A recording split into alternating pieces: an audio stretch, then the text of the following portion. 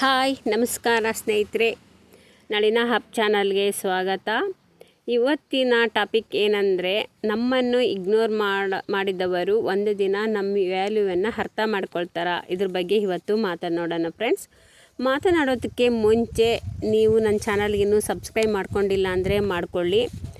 ಆಮೇಲೆ ಈ ವಿಡಿಯೋವನ್ನು ನೋಡ್ತಾ ಹೋಗಿ ಮತ್ತು ಕೇಳ್ತಾ ಹೋಗಿ. ಈ ವಿಡಿಯೋ ನಿಮಗೆ ನೋಡೋಕ್ಕೆ ಇಷ್ಟ ಇಲ್ಲ ಅಂದರೂ ಕೇಳ್ತಾ ಹೋಗಿ, ಏನಾದರೂ ಕೆಲಸ ಮಾಡ್ಕೊಳ್ತಾ ಈ ಹಾಡಿಯನ್ನು ಕೇಳ್ತಾ ಹೋಗಿ ಬನ್ನಿ ಫ್ರೆಂಡ್ಸ್. ಈಗ ನಾವು ಮ್ಯಾಟ್ರಿಗೆ ಬರೋಣ.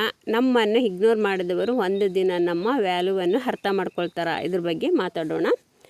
ನಾನು ನಿಮ್ಮನ್ನು ಒಂದು ಪ್ರಶ್ನೆ ಕೇಳ್ತೀನಿ, ನೀವು ಸರಿಯಾದ ಆನ್ಸರ್ ನೀಡಬೇಕು ಅಲ್ವಾ ಫ್ರೆಂಡ್ಸ್. ನಿಮ್ಮ ಜೀವನದಲ್ಲಿ ನಿಮ್ಮನ್ನು ಇಗ್ನೋರ್ ಮಾಡಿದವರು ಇದ್ದಾರಾ?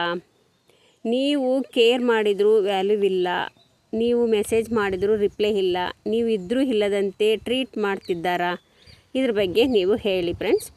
Is the one of the worst feelings ಅಂದರೆ ಇದೆಯಾ? ಒಬ್ಬ ವ್ಯಕ್ತಿ ನಿಮ್ಮನ್ನು ಹೇಟ್ ಮಾಡಿದರೆ ಅದು ಒಂದು ಫೀಲಿಂಗ್ ಅಂತ ಹೇಳ್ಬೋದು. ಆದರೆ ಇಗ್ನೋರ್ ಮಾಡಿದರೆ ಅದು ಸ್ಲೋಲಿ ಮನಸ್ಸನ್ನು ಹೊಡೆಯುತ್ತದೆ. ಆಮೇಲೆ ನೀವು ಓವರ್ ಥಿಂಕ್ ಮಾಡ್ತೀರಾ. ಏನಂತ ಗೊತ್ತಾ? ಅಂದರೆ ನಾನೇನಾದರೂ ತಪ್ಪು ಮಾಡಿದ್ನಾ? ನನಗೆ ವ್ಯಾಲ್ಯೂ ಇಲ್ವಾ? ಯಾಕೆ ಜನರು ಹೀಗೆ ಮಾಡ್ತಾ ಇದ್ದಾರೆ? ನನ್ನನ್ನು ಯಾಕೆ ಇಷ್ಟೊಂದು ಇಗ್ನೋರ್ ಮಾಡ್ತಾ ಇದ್ದಾರೆ? ಇಂತಹ ಸಾವಿರಾರು ಕ್ವಶನ್ಸು ನಿಮ್ಮ ಮೈಂಡ್ನಲ್ಲಿ ಬರ್ತಾ ಇರ್ತವೆ. ನಮ್ಮನ್ನು ಇಗ್ನೋರ್ ಮಾಡಿದಾಗ ಆಗೋ ನೋವು ಅದು ಕೇವಲ ಮಾತಿನಲ್ಲಿ ಎಕ್ಸ್ಪ್ಲೇನ್ ಮಾಡೋದು ಕಷ್ಟ ಫ್ರೆಂಡ್ಸ್. ಯಾಕೆಂದರೆ ಹೃದಯಕ್ಕೆ ತಗಲುವ ನೋವು ತುಂಬ ಜಾಸ್ತಿ ಅಲ್ವಾ. ಎಸ್ಪೆಷಲಿ ನಾವು ತುಂಬ ಕೇರ್ ಮಾಡಿದವರು ಇಗ್ನೋರ್ ಮಾಡಿದರೆ ಅದು ಇನ್ನೂ ಹೆಚ್ಚು ನೋವು ಕೊಡುತ್ತೆ, ಹರ್ಟ್ ಆಗುತ್ತದೆ. ಇಗ್ನೋರ್ ಮಾಡಿದವರು ಅವರೇನು ಸ್ಟ್ರೇಂಜರ್ಸ್ ಅಲ್ಲ. ಯೂಶಲಿ ನಾವು ಕೇರ್ ಮಾಡಿದವರು, ನಾವು ಇಂಪಾರ್ಟೆನ್ಸ್ ಕೊಟ್ಟವರು, ರೆಸ್ಪೆಕ್ಟ್ ಕೊಟ್ಟವರು, ಅವರಿಂದಲೇ ನಮಗೆ ನೋವು ಜಾಸ್ತಿ. ನಾವು ಅವರಿಗಾಗಿ ಟೈಮ್ ಕೊಡ್ತೀವಿ, ಲವ್ ಕೊಡ್ತೀವಿ, ಸಪೋರ್ಟ್ ಕೊಡ್ತೀವಿ. ಆಮೇಲೆ ಅವರು ನಮ್ಮನ್ನು ಇಗ್ನೋರ್ ಮಾಡಿದರೆ ನಮ್ಮ ಮನಸ್ಸು ಅನ್ನಿಸ್ತತೆ ಈ ರೀತಿಯಾಗಿ, ನಾವು ಎನಫ್ ಅಲ್ವಾ, ನಮಗೆ ವ್ಯಾಲ್ಯೂ ಇಲ್ವಾ, ನಾನು ಅವರಿಗೆ ಬೋರ್ ಆಗಿದ್ದೇನಾ ಅಂತ.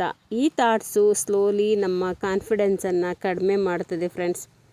ಇಗ್ನೋರ್ ಮಾಡಿದವರು ಹೇಗೆ ಬಿಹೇವ್ ಮಾಡ್ತಾರೆ ಗೊತ್ತಾ? ನಮ್ಮ ಜೊತೆ ಸರಿಯಾಗಿ ಮಾತಾಡೋದಿಲ್ಲ, ನಮ್ಮ ಜೊತೆ ಮಾತಾಡೋ ಆಸಕ್ತಿ ತೋರುವುದಿಲ್ಲ, ನಮಗೆ ಏನೂ ರಿಪ್ಲೈನೇ ಕೊಡಲ್ಲ, ನಮ್ಮನ್ನು ಸ್ವಲ್ಪನೂ ಕೇರ್ ಮಾಡಲ್ಲ. ಓನ್ಲಿ ವರ್ಕ್ ಇದ್ದಾಗ ನೆನಪಿಸ್ಕೊಳ್ತಾರೆ, ನಮ್ಮ ಫೀಲಿಂಗ್ಸಿಗೆ ಇಂಪಾರ್ಟೆನ್ಸ್ ಕೊಡಲ್ಲ. ವರ್ಸ್ಟ್ ಪಾರ್ಟ್ ಏನು ಗೊತ್ತಾ? ಅವರು ಚೇಂಜ್ ಆಗಿರೋದು ನಮಗೆ ಕಾಣಿಸುತ್ತದೆ, ಆದರೆ ರೀಸನ್ ಮಾತ್ರ ಗೊತ್ತಾಗೋದಿಲ್ಲ. ಒನ್ ಟ್ರೂತ್ ಹೇಳ್ತೀನಿ ಕೇಳಿ, ಎಲ್ಲರೂ ನಮ್ಮ ವ್ಯಾಲ್ಯೂ ಅರ್ಥ ಮಾಡ್ಕೊಳ್ಳೋದಿಲ್ಲ. ನಾವು ಯಾವಾಗಲೂ ಅವೈಲಬಲ್ ಇರುವುದರಿಂದ ನಮ್ಮ ಇಂಪಾರ್ಟೆನ್ಸ್ ಅವರಿಗೆ ಗೊತ್ತಾಗೋದಿಲ್ಲ. ಅದಕ್ಕೆ ಇಗ್ನೋರ್ ಮಾಡುವ ಜನರನ್ನು ಅಂದರೆ ಪೀಪಲನ್ನು ನಾವು ಸ್ಟಾಪ್ ಮಾಡಬೇಕು.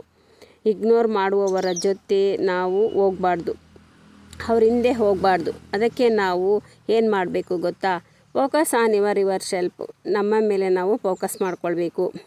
ನಿಮ್ಮ ಪೀಸನ್ನು ಪ್ರೊಟೆಕ್ಟ್ ಮಾಡಿ, ನಿಮ್ಮ ಡ್ರೀಮ್ಸನ್ನು ಬಿಲ್ಡ್ ಮಾಡಿ, ನಿಮ್ಮ ಕಾನ್ಫಿಡೆನ್ಸನ್ನು ಗ್ರೋ ಮಾಡಿ. ಆಗ ನೋಡಿ, ಒನ್ ಡೇ ನಿಮ್ಮನ್ನು ಇಗ್ನೋರ್ ಮಾಡಿದವರು ನಿಮ್ಮ ಸಕ್ಸಸ್ ನೋಡಿ ಸರ್ಪ್ರೈಸ್ ಆಗ್ತಾರೆ. ಕೊನೆಯಲ್ಲಿ ಒಂದು ಮಾತು ಹೇಳೋಕ್ಕೆ ಇಷ್ಟಪಡ್ತೀನಿ, ಕೆಲವರು ಟೆಂಪ್ರವರಿ, ಎಲ್ಲರೂ ಇಂಪಾರ್ಟೆಂಟ್ ಅಲ್ಲ. ನಿಮ್ಮ ವ್ಯಾಲ್ಯೂ ಯಾರೂ ಡಿಸೈಡ್ ಮಾಡುವುದಿಲ್ಲ. ಒಂದಿನ ನಿಮ್ಮನ್ನು ಇಗ್ನೋರ್ ಮಾಡಿದವರೇ ನಿಮ್ಮ ಅಟೆನ್ಷನ್ನಿಗಾಗಿ ಕಾಯ್ತಾರೆ.